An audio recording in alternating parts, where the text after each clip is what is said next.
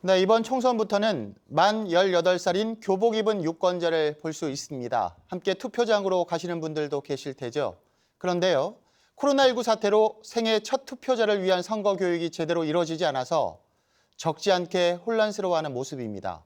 남효주 기자가 취재했습니다. 고등학교 3학년인 김예빈 군이 기다리는 건 코로나로 미뤄진 개학뿐만이 아닙니다. 올해부터 선거권 연령이 만 18세로 낮아지면서 김 군도 이번 총선에서 생애 첫 투표권을 행사하게 됩니다. 학생의 목소리를 듣는다는 의미이기도 하잖아요. 학생 유권자가 된다는 것은.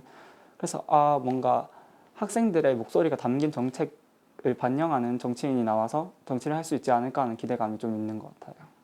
교복 입은 유권자 첫 세대들은 설렘만큼이나 책임감도 큽니다.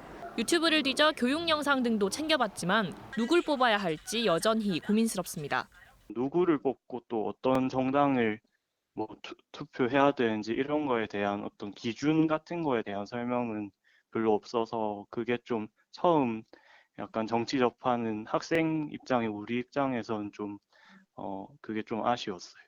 올해 처음으로 투표권을 행사하게 된 대구 경북 지역 고등학생 유권자는 모두 15,000여 명. 하지만 이들을 위한 선거 교육은 전무하다시피 합니다.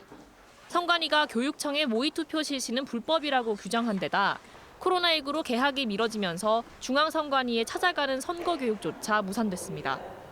선관위에서 온라인상에 올린 선거 교육 콘텐츠가 전부이고 지역구 후보들을 직접 만나볼 길도 코로나19로 거의 막혀버린 상황입니다. 전문가들은 평소에 교육 현장에서 정치와 선거 교육이 이뤄져야 한다고 강조합니다. 그래서 정해진 시간에 그런 선거 토론 운동, 선거 토론, 모의 선거 같은 거를 함으로써 자신이 관심을 갖고 정보를 찾아볼 수 있고 그런 환경이 구축이 돼야지.